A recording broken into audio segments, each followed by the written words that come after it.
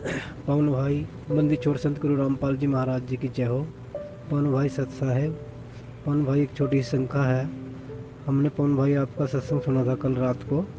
एक भगत से आप सत्संग कर रहे थे, उस भगत ने एक सवाल पूछा था आपसे। वो सवाल था, भगत जी जैसे कनक में हम दवाई रखते हैं और वो रखनी नहीं है हमने, पर पवन भाई हम एक जिम्मेदार के पास लगे हुए हैं, तो हमें जिम्मेदार कहता है भाई दवाई रख दो, हमें रखनी पड़ती है। और खेत में जैसे कीड़े कीड़े मकोड़े का जो भी हम सफरा करते हैं दवाई का, वो भी हम करते हैं। तो पवन भाई थोड़ा समस्या का समाधान बताइए, क्या करना होगा हमें। बड़ी मुश्किल से परमात्मा की कृपा हुई है हम पे, कोई ऐसी भूल चूक ना हो जाए जिससे हमसे परमात्मा दूर हो जाए, कोई ऐसी गलती ना कर बैठे। बड़ी मुश्किल से तो परमात्मा की दया हुई है पवन भाई, थोड़ा इस बात का समाधान दें हमें।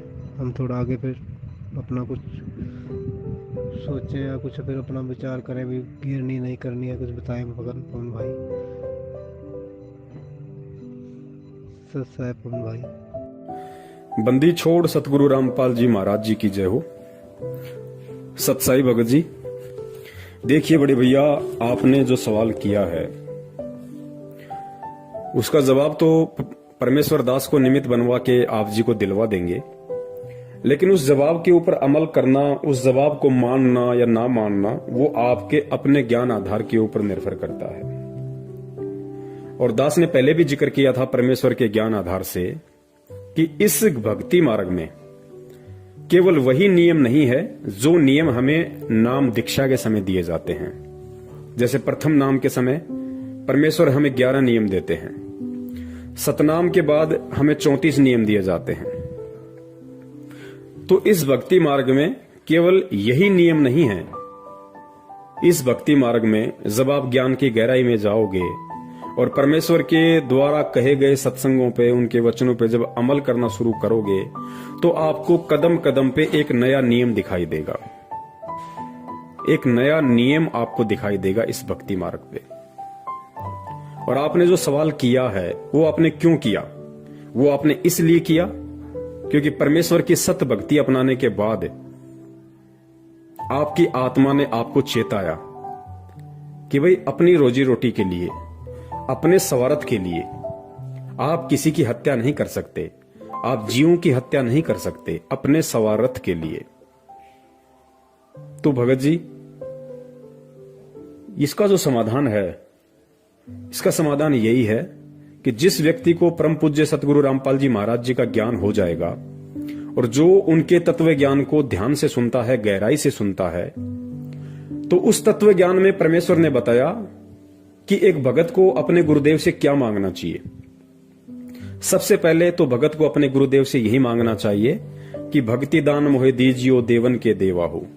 सबसे पहले तो भगत ने हमेशा अपने परमेश्वर से, अपने सतगुरु से केवल भक्ति ही मांगनी चाहिए कि हे परमेश्वर, दास को इस काल लोक में भक्ति करवा देना मालिक, दास को मर्यादाओं में रखना परमात्मा, हर समय दास के शीश पे अपना पंजा बनाए रखना परमात्मा।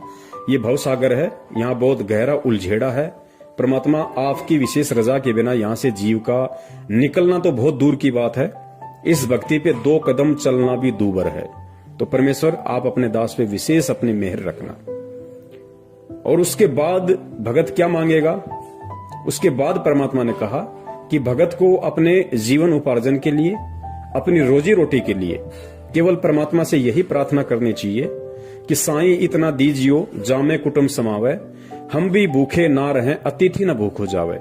कि हे परमात्मा, आपने अपने दास को यह अनमोल ज्ञान देके सब कुछ समझा दिया परमात्मा, और इस ज्ञान को लेने के बाद और जिस जिस आत्मा के अंतःकरण में परमेश्वर सतगुरु रामपाल जी महाराज जी का तत्व ज्ञान उतर जाता है, उसके बाद उस भगत को यह भी मालूम पड़ जाता है कि परमेश्वर की एक और भी वाणी है कि यो गुरु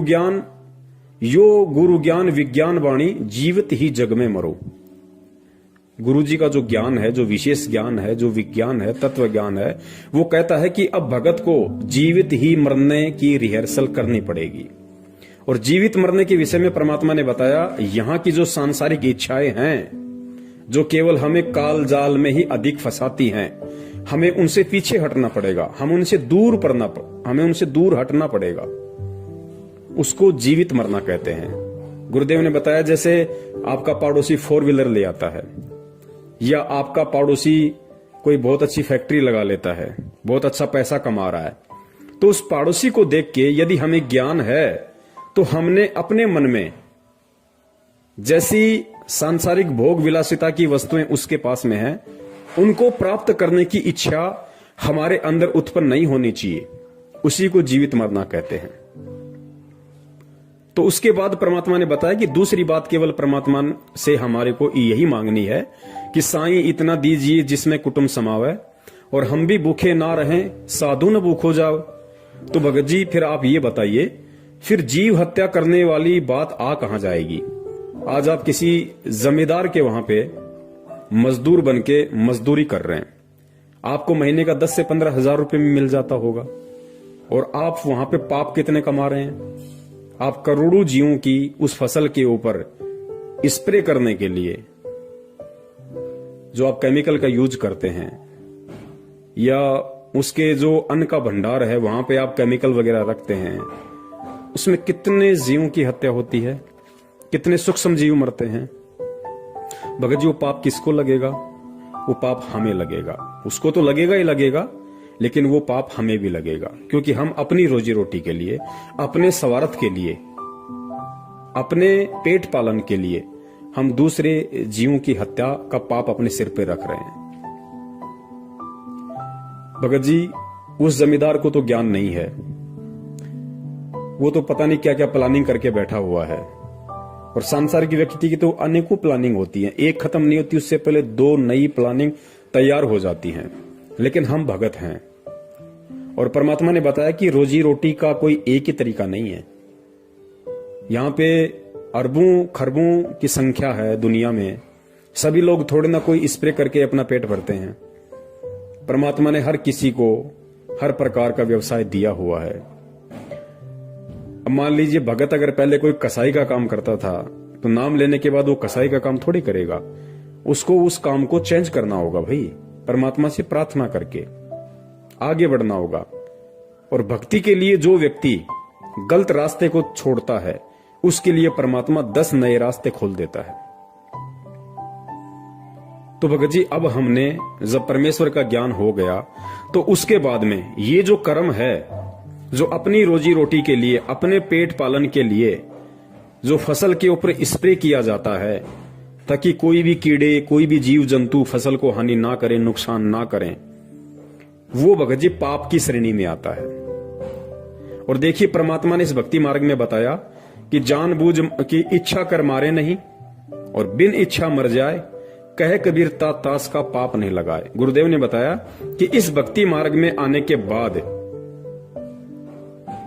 कोई भी भगत जानबूझ के किसी को भी ना तो परेशान करेगा, ना उसकी हत्या करेगा।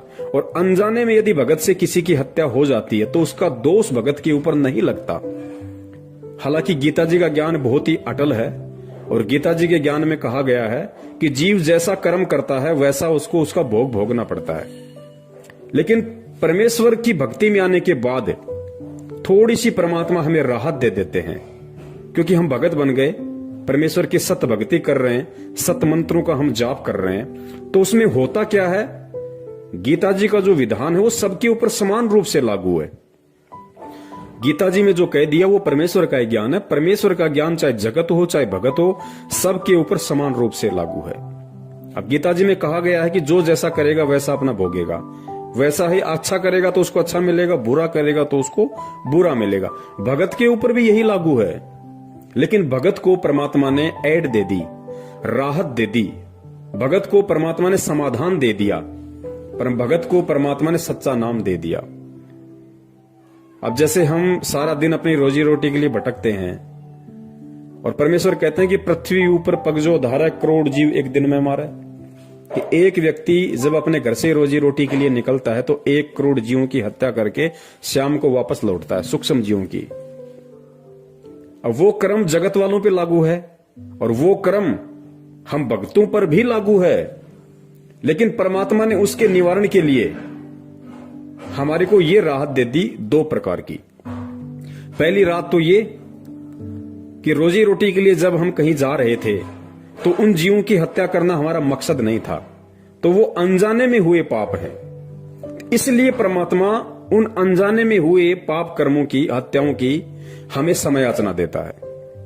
और उसके बाद भी यदि हमें किसी प्रकार का कोई दोष रहता है तो फिर परमात्मा ने हमारे को वो साबुन दे रखा है, पाप कर्म रूपी जो कपड़ा है उसको साफ करने के लिए फिर परमात्मा ने हमारे को सच्चा नाम दे रखा है। उस सच्चे नाम के सुमरण से फिर वो पाप कर्म धुल जाते हैं। लेकिन जगत वालों के ऊपर ऐसा कुछ नहीं है, उनको तो भोगना ही पड़ेगा, क्योंकि ना तो वो परमात्मा की शरण में है ताकि परमात्मा उसको ये राहत दे सके कि भाई अगर अनजाने में तेरे से कोई गलती हो गई तो उसको मैं क्षमा करूंगा, क्योंकि जगत वाले परमात्मा की शरण में नहीं है, इसलिए उनको ये राहत भी नहीं है। और ऊपर से उनके पास कोई सतनाम भी नहीं है, सच्चा नाम भी नहीं है, परमात्मा की शरण भी नहीं है, तो जगत वाले तो हर तरीके से पाप में ही गल रहे हैं। लेकिन हम भक्तों को परमात्मा ने अनजाने में हुए या धोखे से यदि हमारे साथ किसी ने कोई छलबल किया है तो उसका पाप कर्म हमारे ऊपर नहीं लगता है, ये परमेश्वर ने हमें राहत दे दी। लेकिन भगत जी, फसल के ऊपर जो स्प्रे किया जाता है कीड़ों को खत्म करने के लिए, जो फसल को नुकसान करते हैं उन कीड़ों को समाप्त करने के लिए जो फसल पे छिड़काव किया जाता है केमिकल का, भगत जी वो तो अनजाने की गलती नहीं है, वो तो जानबूझ के किया जा रहा है। और किया केवल इसलिए जा रहा है ताकि हम उन कीड़ों को समाप्त कर सकें। उन कीड़ों को जानबूझ के मारने के लिए वो स्प्रे किया जाता है ताकि फसल बर्बाद ना हो, फसल को किसी प्रकार का कोई नुकसान ना हो। तो भगत जी ये अनजाने की गलती नहीं है, ये जानबूझ के की जा रही गलती है। और भगत होने के बाद यदि जानबूझ के भगत गलती करेगा तो जिस प्रकार परमात्मा ने अनजाने की गलती के लिए भगत को माफ करने की बात कही है, उसी प्रकार इस भक्ति में आने के बाद में जानबूझकर की गई गलती की सजा भगत को जगत से कई गुना ज्यादा मिलती है। यह परमात्मा का विधान है। तो भाई हम ऐसे पंगे में पांव क्यों दें? अब बहुत सारे भगत भाइयों को शंका हो जाएगी कि भाई हमारे पास तो सैकड़ों बीघा जमीन है, मेरे पास तो 50 किला जमीन है, और मैं तो गेहूं भी करता हूं पूरी जमीन में, सरसों भी करता हूं, जो मक्का बाजरा भी करता हूं, तो भाई मुझे तो उसमें कीटनाशक का इस्तेमाल करना पड़ता है, तो फिर मैं क्या करूं? देखिए भगत जी, ये सतगुरु रामपाल जी महाराज जी की सत भक्ति है, और इस भक्ति में सबसे पहले हमने भगत बनना पड़ेगा, साधु बनना पड़ेगा। और साधु बनने के लिए सबसे पहले हमें अपनी इच्छाओं को सीमित करना पड़ेगा। जब हम अपनी इच्छाओं को सीमित करेंगे तो भले ही मेरे पास में 50 किला जमीन हो, अगर मैंने अपनी इच्छाओं को समाप्त करना शुरू कर दिया है, अपनी फालतू की इच्छाओं को वश में करना शुरू कर दिया है, तो मुझे 50 किला जमीन में गेहूं उत्पादन करने की कोई आवश्यकता नहीं है। मुझे केवल उतना ही अन्न उत्पादन करने की आवश्यकता है जितना अन्न मेरे जीवन उपार्जन के लिए पर्याप्त है। बाकी यदि मैं अन्न उपार्जन करूंगा भगत होके तो मुझे केमिकल का स्प्रे भी करना पड़ेगा। फिर जब वो फसल पैदा होगी, उस गेहूं जो बाजरे को भंडार घर में रखने के लिए, क्योंकि ज्यादा फसल का उत्पादन वही व्यक्ति करता है जिस व्यक्ति को फसल बेचनी होती है। और बहुत सारे जो बड़े बड़े जमींदार होते हैं वो साल भर के लिए स्टॉक कर लेते हैं, और स्टॉक करेंगे तो उनको जाहिर सी बात है, उनको पता है कि भाई इसमें ये फसल बर्बाद होने की आशंका ज्यादा है, उसमें कीड़े वगैरह लगने की आशंका ज्यादा है, तो फिर वो केमिकल वगैरह का उसमें छिड़काव कर देते हैं, स्प्रे कर देते हैं, या और बहुत सारी जैसे कोई एल्ड्रिंग वगैरह आती है उसमें एल्ड्रिंग वगैरह रख देते हैं। तो भगत जी, भगत होके अब हमने ये नहीं करना है, और जितनी हमारे को जीवन उपार्जन के लिए अन्न उत्पादन करना आवश्यक है, अब हमने केवल उतना ही अन्न उत्पादन करना है। भले ही मैं भगत हूं और मेरे पास में 50 किला जमीन है, और मेरा साल भर का काम यदि 5 किला जमीन के गेहूं से चल रहा है तो मुझे 5 किलो गेहूं जमीन में ही गेहूं उत्पादन करना है। बाकी आप किसी को बटाई पे दे सकते हो, हिस्से में दे सकते हो, हिस्सेदारी में दे सकते हो, ताकि वो भी बेचारा अपने परिवार का पेट पाल ले और उसका कुछ प्रतिशत आपको भी मिल जाए। और वो आप परमेश्वर के धर्म भंडारे में लगा दो, आप परमेश्वर को दान रूप में दे दो, तो आपके ऊपर भी भार नहीं रहेगा। और जितना आपको आवश्यक है उतना आपको परमात्मा उस 5 किले जमीन में दे देगा। वरना आप ज्यादा उत्पादन करोगे, ज्यादा उत्पादन करने के लिए फिर आपको सारी व्यवस्था करनी पड़ेगी, जो केवल हमें पाप का ही भागी बनाएगी। और दूसरी बात भगत जी, अब हम परमात्मा के भगत हैं, परमात्मा के बच्चे हैं, और अब भी यदि हम इन चीजों की इच्छा लेके यदि हम इस तरीके से संचय करेंगे तो भगत जी फिर हम कहीं ना कहीं हम परमात्मा की मर्यादाओं से दूर हैं। हम अभी भगवान को और भक्ति को नहीं समझ पाए हैं। वरना गुरुदेव ने कबीर सागर का सरलार्थ पेज नंबर 83, पेज नंबर 83 को आप ध्यान से पढ़ना भगत जी, क्योंकि ये कमी हमारी सत्संगों को ना सुनने की है।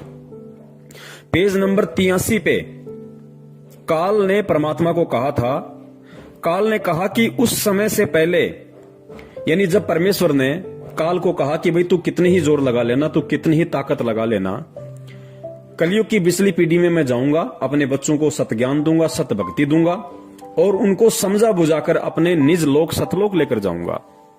तो काल ने परमात्मा से फिर क्या कहा? काल ने कहा कि उस समय से पहले मैं पूरी पृथ्वी के ऊपर शास्त्र विधि त्याग कर मनमाना आचरण करवाकर शास्त्र विरुद्ध ज्ञान बताकर झूठे नाम तथा गलत साधना से अभ्यस्त कर दूंगा। जब 13वां अंश आकर सत्य कबीर पंथ चलाएगा, उसकी बात पर कोई विश्वास नहीं करेगा, उल्टे उसके साथ झगड़ा करेंगे। कबीर जी को पता था कि जब कलयुग के 5505 वर्ष पूरे होंगे सन 1997 में, तब शिक्षा की क्रांति लाई जाएगी, सर्व मानव अक्षर ज्ञान युक्त किया जाएगा। उस समय मेरा दास सर्व धार्मिक ग्रंथों को ठीक से समझकर मानव समाज के रूबरू करेगा। सर्व प्रमाणों को आंखों देखकर शिक्षित मानव सत्य से परिचित होकर तुरंत मेरे 13वें पंथ में दीक्षा लेगा और पूरा विश्व मेरे द्वारा बताई गई भक्ति विधि तथा तत्व ज्ञान को हृदय से स्वीकार करके भक्ति करेगा। उस समय पुनः सतयुग जैसा वातावरण होगा। अब पुण्यात्माओं आगे ध्यान से पढ़ना, आगे ध्यान से पढ़ना। परमेश्वर ने कहा कि जब 13वें पंथ में मेरे से कोई भी आत्मा नाम दीक्षित होगी, अर्थात जब से परमात्मा सन 1994 से नाम दीक्षा दे रहे हैं, जब से 13वां पंथ चला है सन 1994 से, उसके बाद सतगुरु रामपाल जी महाराज जी से जो भी भगत भाई बहन नाम दीक्षित होंगे और 13वें पंथ में आ जाएंगे, उनकी शरण ग्रहण कर लेंगे, उसके बाद उस भगत के लिए परमात्मा ने क्या बताया कि वो कैसे भगत होंगे, कैसा उनका रहन सहन होगा। देखिए ध्यान से पढ़िए। आपसी राग द्वेष, चोरी जारी, लूट ठगी कोई नहीं करेगा। परमात्मा कहते हैं कि 13वें पंथ में आने के बाद, अर्थात सतगुरु रामपाल जी महाराज जी से नाम दीक्षा लेने के बाद क्या होगा? कोई भी भगत आपसी राग द्वेष नहीं करेगा, चोरी जारी नहीं करेगा, लूट ठगी कोई नहीं करेगा, कोई धन संग्रह नहीं करेगा। पुण्यात्मा ध्यान से पढ़ना एक एक शब्द को। कोई भी धन संग्रह नहीं करेगा, भक्ति को अधिक महत्व दिया जाएगा। जैसे उस समय उस व्यक्ति को महान माना जा रहा होगा, कौन से समय? सन 1994 से पहले या सन 1994 के बाद जो व्यक्ति सतगुरु की शरण से दूर होगा, उन व्यक्तियों के विषय में कहा जा रहा है, उनको क्या माना जाएगा? जैसे उस समय उस व्यक्ति को महान माना जा रहा होगा जिसके पास अधिक धन होगा, बड़ा व्यवसाय होगा, बड़ी बड़ी कोठियां बना रखी होंगी।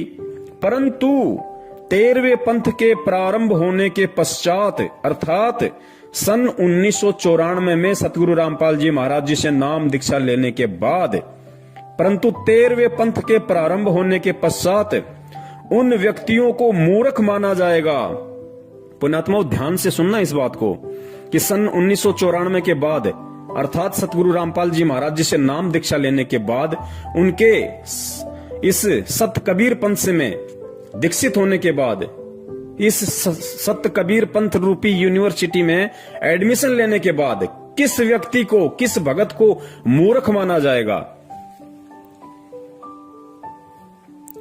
परंतु 13वें पंथ के प्रारंभ होने के पश्चात उन व्यक्तियों को मूर्ख माना जाएगा, और जो भक्ति करेंगे गुरुजी क्या कह रहे हैं कि 13वें पंथ के प्रारंभ होने के बाद उन सभी व्यक्तियों को मूर्ख माना जाएगा। जो व्यक्ति आज जैसे हम समाज में देख रहे हैं कि बहुत बड़ा पैसे वाला है, जिसके पास बड़ी बड़ी कोठी हैं, कारें हैं, बहुत बड़ा जमींदार है, पैसे वाला है, आज उनको महान माना जाता है। अज्ञानता के चलते उनका सम्मान किया जाता है। तो परमात्मा यह कह रहे हैं कि 13वें पंथ से पहले तो इन व्यक्तियों को महान माना जाएगा, परंतु 13वें पंथ के प्रारंभ होने के पश्चात उन व्यक्तियों को मूर्ख माना जाएगा। पुण्यात्माओं, परमेश्वर ने स्पष्ट कर दिया कि 13वें पंथ के प्रारंभ होने के बाद में जब भगत को ज्ञान हो जाएगा तो उन व्यक्तियों को मूर्ख माना जाएगा, और जो भक्ति करेंगे सामान्य मकान बनाकर रहेंगे, उनको महान, बड़े और सम्मानित व्यक्ति माना जाएगा। अर्थात आने वाले समय में केवल उसी भगत को आदर सम्मान की दृष्टि से देखा जाएगा और वही व्यक्ति महान माना जाएगा, बड़ा माना जाएगा, जो व्यक्ति सामान्य मकान बनाकर रहेगा, सामान्य तरीके से अपनी रोजी रोटी के लिए अपना काम धंधा करेगा, ना कोई बड़ी कोठी बनाएगा, ना कोई बड़े बड़े 4 व्हीलर गाड़ियां लेके आएगा दिखावे के लिए। आवश्यकता अनुसार तो कुछ भी हो, लेकिन दिखावे के लिए आवश्यकता से अधिक यदि संग्रह करेगा, गुरुदेव कहते हैं उसको मूर्ख माना जाएगा। और जो भगत साधारण तरीके से चलेगा, सामान्य मकान बना के रहेगा, उसको महान, बड़ा और सम्मानित व्यक्ति माना जाएगा। तो पुण्यात्माओं, अब आप बता दीजिए, क्योंकि ज्यादा अनाज वही व्यक्ति, वही भगत पैदा करेगा जो उसको मार्केट में बेचना चाहेगा, और मार्केट में वो भगत उसको उसी समय बेचेगा जब उसका दाम मार्केट में बढ़ जाएगा। जब मार्केट में उस अनाज की डिमांड बढ़ जाएगी और उसका पैसा ऊंचा होगा, तभी वो भगत या व्यक्ति अपने भंडार घर से उस जमा किए गए अनाज को मंडी में लेके जाएगा, अनाज मंडी में लेके जाएगा। तो भाई फिर भगत कहां हुआ? फिर वो भगत कहां हुआ? फिर उसको कितने पाप कर्म अपने सिर पर लादने पड़ेंगे? फिर वो परमात्मा की वाणी पे कहां चला? अगर वो भगत है तो उसको इतना जोड़ जुगाड़ करने की जरूरत ही नहीं, क्योंकि भगत तो परमात्मा से यही मांगेगा, और भगत के लिए परमात्मा ने यही बताया कि साईं इतना दीजियो जिसमें कुटुंब समावे, हम भी भूखे ना रहें साधु न भूखा जावे। तो 100 किल्ला जमीन में फिर उस भगत को अनाज पैदा करने की जरूरत कहां पड़ गई? फिर 100 किल्ला जमीन में अनाज पैदा करते समय उसको स्प्रे करने की जरूरत कहां पड़ गई? फिर उसको उस अनाज को भंडार घर में जमा करने की जरूरत कहां पड़ गई? फिर उसको ऊंचे दाम होने पे अनाज मंडी में बेचने की जरूरत कहां पड़ गई? और जब वो उस अनाज को बेचेगा, लाखों में जब पैसा उसके घर में आएगा, फिर उस पैसे का क्या करेगा? वो क्या करेगा? अरे रोजी रोटी के लिए तो उसको एक साल में 12 बोरी बहुत है, उसको 12 क्विंटल अनाज बहुत है उस व्यक्ति को। बाकी का अनाज उसने किस लिए पैदा किया? सिर्फ और सिर्फ पैसा कमाने के लिए, धन कमाने के लिए। वो धन जब उसके घर में आएगा, फिर वो क्या करेगा? वो फालतू के नाटक करेगा, देखा देखी गाड़ी लाएगा, एक कोठी उस लड़के को बना के देगा, एक कोठी दूसरे लड़के को बना के देगा। क्या करेगा वो? उसका कोई रिश्तेदार उससे उधार ले जाएगा 5-10 लाख रुपए, समय पे नहीं देगा तो फिर उसके टेंशन शुरू हो जाएगी, 2 साल तक नहीं दिए फिर झगड़ा शुरू हो जाएगा, फिर केस मुकदमा शुरू हो जाएगा। और परमेश्वर कहते हैं कि भाई नौका में पानी बढ़े और घर में बढ़ जा दाम, दोनों हाथ उलटियो यो ही शाणु काम। परमात्मा तो कहते हैं कि भैया इसका संचय करना ही नहीं हमें, हम भगत हैं तो हमने बिल्कुल सादा तरीके से, साधारण तरीके से हमने रहना पड़ेगा, हमने चलना पड़ेगा इस भक्ति मार्ग पे। तो क्यों हम ये सिर पे अपना बोझ धरें? तो बड़े भाई, यदि आप किसी बड़े जमींदार के यहां पे काम कर रहे हैं, मजदूरी कर रहे हैं, तो आपको ये कोई अधिकार नहीं है कि आप अपनी रोजी रोटी के लिए और करोड़ों जीवों की स्प्रे करके हत्या करें।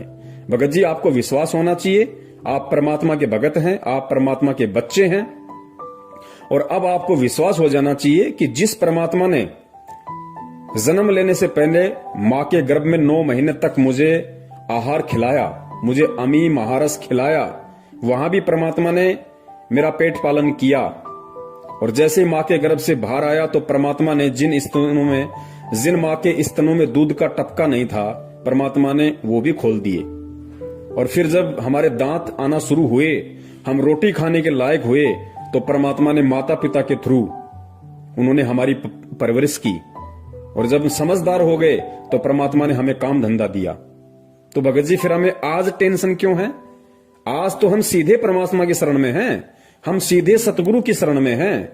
और हमें विश्वास होना चाहिए कि जिस सतगुरु ने, जिस पूर्ण परमेश्वर ने सतगुरु रूप में आके संत रामपाल जी महाराज जी के रूप में प्रकट होके मुझे भक्ति दी, मुझे भजन दिया, जिस परमात्मा ने मुझे भजन दिया वो मुझे भोजन क्यों नहीं देगा? मुझे अवश्य भोजन देगा। भोजन की व्यवस्था भी वो ही करेगा। लेकिन उसके लिए अब हमने भगत जी इस तरह के उल्टे काम धंधे नहीं करने हैं, या ऐसा कोई भी काम नहीं करना जिसमें परमात्मा की मर्यादाओं का हनन होता हो, परमात्मा का विधान टूटता हो।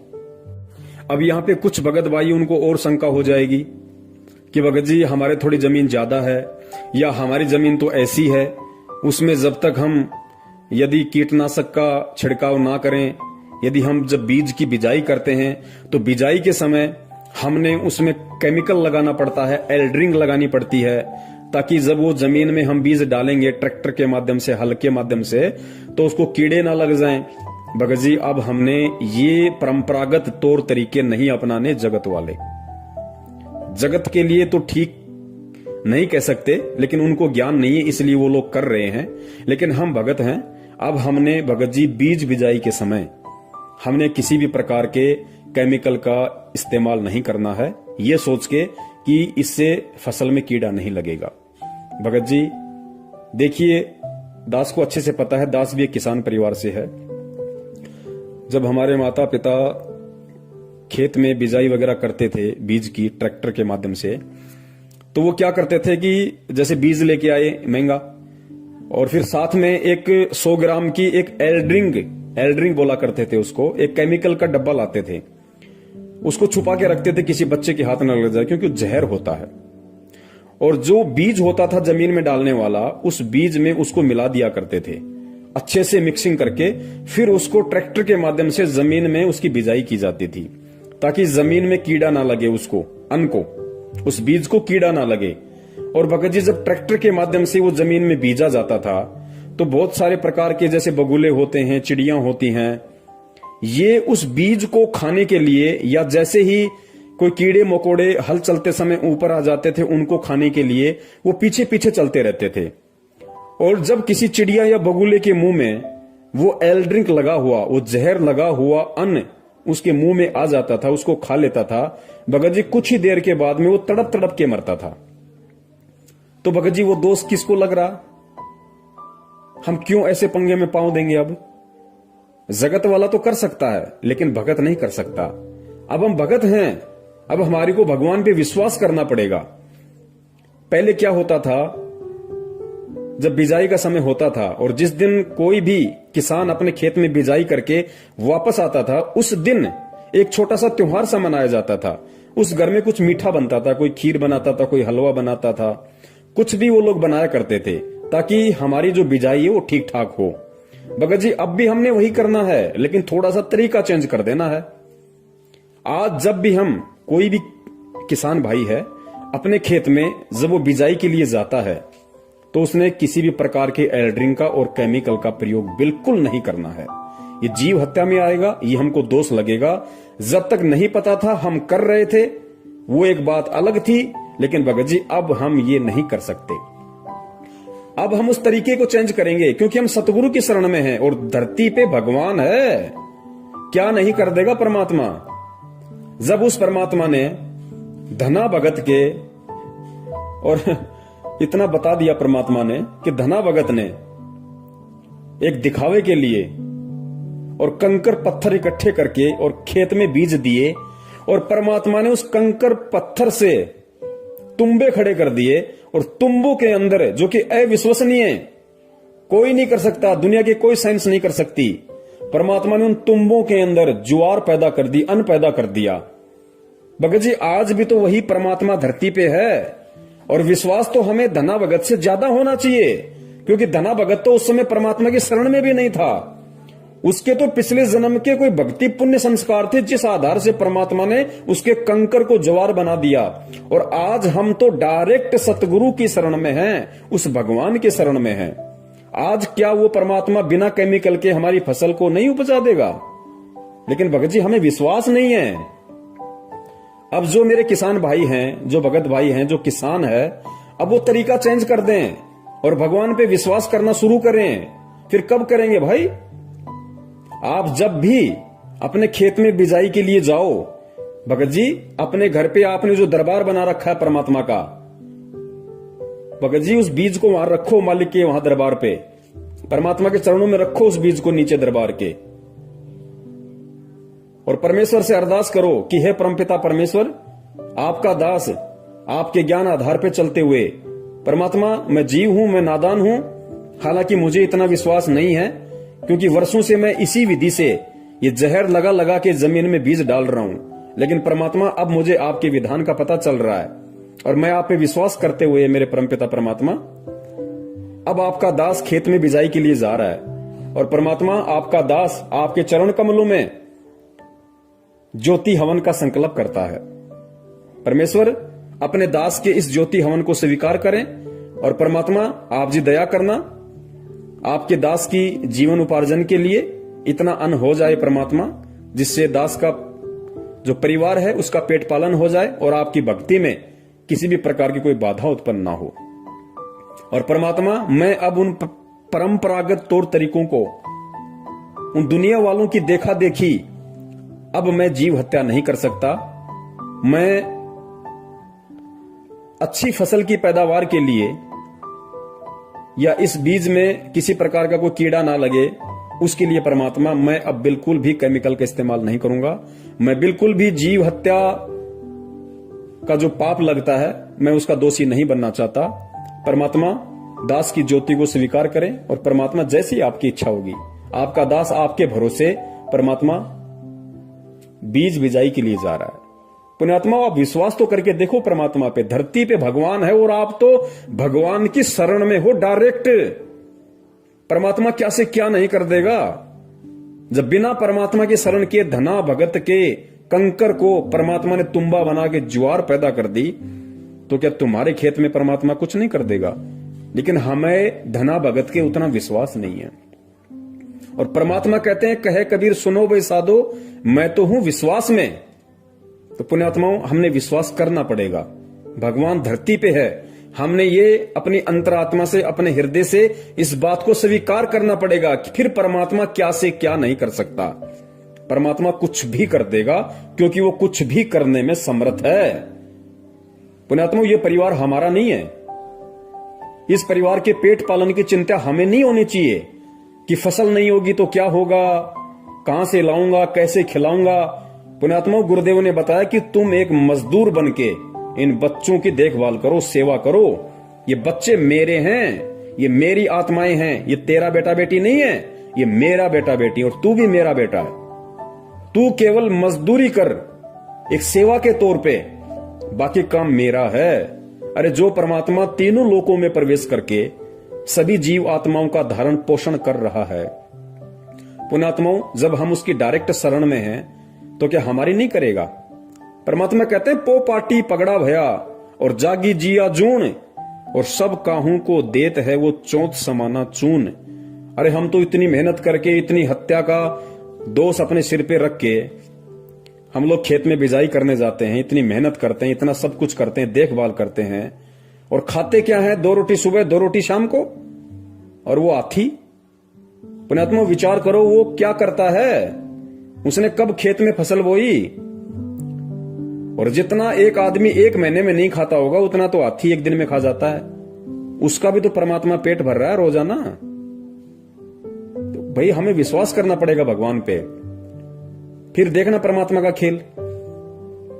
और फिर जो भगत होगा वो केवल इतना ही अन्न उत्पादन करेगा जितना उसके परिवार की, उसके कुटुंब की आवश्यकता होगी, और आवश्यकता के अनुसार करेगा तो उसको भंडार करने की जरूरत ही नहीं। वो सीधा सीधा अपने घर में 8-10 बोरी जो भी होंगी अपना रोजी रोटी के लिए अपना वो रख लेगा और बाकी को अपना मार्केट में सेल कर देगा, नमक लूण मिर्ची के लिए या अन्य छोटी मोटी आवश्यकता की जो वस्तुएं हैं उसके लिए। यदि उसको अन्न कुछ बचता है तो उसके लिए वो अनाज मंडी में उसको सेल कर देगा, और साल भर का उसको जितना चाहिए उतना वो अपने घर पे रख लेगा। तो साल भर में अनाज का कुछ खराब होता नहीं है, तो हम उस पाप से भी बच गए। और परमात्मा की वाणी पे भी हम चल गए कि साईं इतना दीजिए जिसमें कुटुंब समाव, हम भी भूखे ना रहे अतीत न भूख हो जाए। तो ये तो था हमारे किसान भाइयों के लिए। और बाकी मेरे जैसे जो भाई बहन है, जो अपना रोज खाते हैं, रोज कमाते हैं, उनको तो किसी प्रकार की दिक्कत ही नहीं है, ना उनको जमा करना, क्योंकि आटे का 5 या 10 किलो का एक कट्टा आता है, अपना ले आओ, 5 दिन में खत्म, फिर दूसरा ले आओ। तो हमें तो किसी प्रकार की दिक्कत ही नहीं है।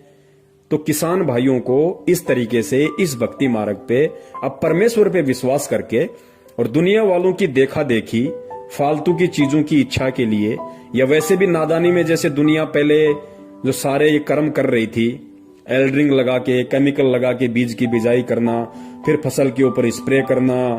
पुण्यात्माओं, अब हमने धना भगत जी से ये सीख लेते हुए, और परमात्मा धरती पे है इस बात को अपने हृदय में समा के और मालिक पे विश्वास करके अब हमने चलना पड़ेगा।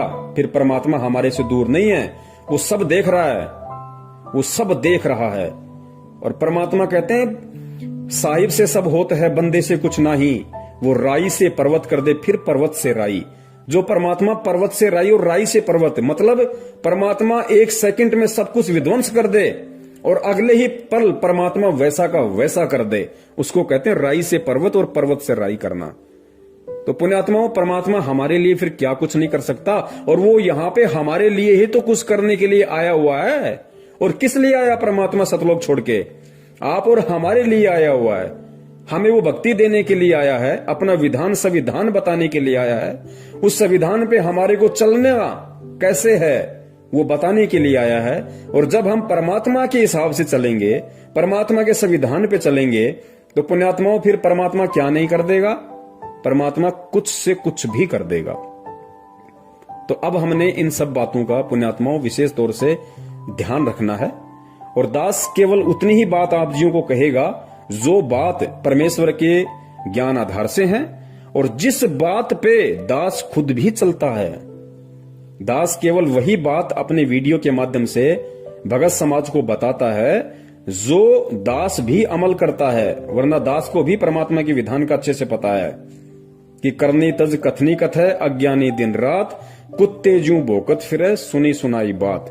तो मैं कुत्ते की शरण में आ जाऊंगा अगर मैं संगत को, मेरे भगत भाई बहनों को सलाह देता रहा, उनका समाधान करता रहा, और मैं खुद यदि उन पॉइंट्स पे अमल नहीं करूंगा, तो पुण्यात्मा फिर मैं कुत्ते की शरण में आ जाऊंगा और परमात्मा मुझे कभी माफ नहीं करेगा। इसलिए दास केवल उतनी ही बात बोलता है और वही सलाह अपने भगत भाई बहनों को देता है जो दास उन पे अमल करता है। अन्यथा दास को कोई अधिकार नहीं है किसी को कोई सलाह देने की। तो पुण्यात्माओं, अब हम भगत हैं और परमात्मा धरती पे है। अब हमने इस तरीके से चलना होगा। और भगत जी, ठीक है, आप किसी जमींदार के वहां पे काम कर रहे हैं, आप उसका ये सीजन तो निकालो, बीच में छोड़ोगे वो भी ठीक नहीं है, किसी को धोखा देना भी गलत है। लेकिन आप जब तक वहां पे काम कर रहे हो और आपके सामने ऐसी नौबत है, तो भगत जी ये सीजन तो आपने उसका निकालना पड़ेगा। और परमात्मा से आप जी प्रार्थना कर करके जब भी आप अपना वो करो, स्प्रे वगैरह कुछ भी आपको करना पड़े, तो अपना जो भी परमेश्वर का आपको नाम मिला हुआ है, आप परमेश्वर के नाम के साथ में और मंगलाचरण के साथ में आप जी ने परमात्मा से प्रार्थना करते हुए, समय याचना करते हुए आपने अपना वो कर्म करना है कि परमात्मा जैसे तैसे करके इसका ये सीजन निकल जाए, उसके बाद ये अपने मैं अपने। और परमेश्वर, मैं रोड पे ठेला लगा के अपना जीवन उपार्जन कर लूंगा, लेकिन इस पाप में पांव दोबारा नहीं दूंगा। तो भाई इस तरीके से हमने बचना पड़ेगा भगत जी, क्योंकि ये सब कुछ काल के दाव हैं। देखो, ऐसे उपाय वो व्यक्ति करता है जो भक्तिहीन है, जिसके पास में भक्ति नहीं है, जिसको भगवान पे विश्वास नहीं है, या जिसको बहुत सारी इच्छाएं जिसके अंदर हैं। तो भगत जी वो व्यक्ति इस तरह के काम किया करता है। और काल यही चाहता है, क्योंकि अभी परमात्मा ने पढ़वाया ना, काल ने कहा था कि उस समय तक तो मैं इन जीवों को भक्ति से इतना दूर कर दूंगा, भगवान से इतना दूर कर दूंगा कि जब 13वें पंथ में तेरा दास जाएगा तो कोई उसकी बात को स्वीकार भी नहीं करेगा। लेकिन भगत जी, अब हमने, चूंकि हम अगर भगत बने हैं, तो भगत जी हमने भगत बन के दिखाना पड़ेगा। हमने भगत के गुण, भगत के लक्षण अपने ऊपर धारण करके दिखाने पड़ेंगे। हमने काल को नीचा और सतगुरु का मस्तिष्क इस ज्ञान आधार से ऊंचा करके दिखाना पड़ेगा कि हम संत रामपाल जी महाराज जी के सच्चे भगत हैं, हम उनके सच्चे शिष्य हैं, ताकि काल को भी शर्म आ जाए कि वास्तव में जो परमेश्वर ने कहा था मेरे से, वो परमात्मा ने मेरी लाख कोशिशों के बावजूद भी कर दिखाया। तो ये खाली एक किसान वाला क्षेत्र नहीं, जिस भी क्षेत्र में या जिस भी व्यवसाय में जो भी भगत भाई बहन हैं, और यदि उन व्यवसाय में उस व्यवसाय के अकॉर्डिंग यदि ऐसी कोई प्रॉब्लम है, ऐसी कोई दिक्कत है, ऐसी कोई बाधा है जो परमात्मा के विधान के खिलाफ है, परमात्मा की जहां मर्यादाओं का हनन होता है, तो उन भगत भाई बहनों ने भी परमात्मा के ज्ञान आधार से इसी प्रकार उनका समाधान करना पड़ेगा। और हर स्थिति में अंततः उन बातों से दूर हटके और परमात्मा को प्रसन्न करना पड़ेगा, और ये दिखाना पड़ेगा परमेश्वर को कि परमेश्वर आपने हमें जो शिक्षा दी, आपने हमें जो भक्ति दी, और आप हमें जैसा बनाना चाह रहे हैं परमात्मा, हम भी उसके अकॉर्डिंग बनने की पूरी कोशिश कर रहे हैं।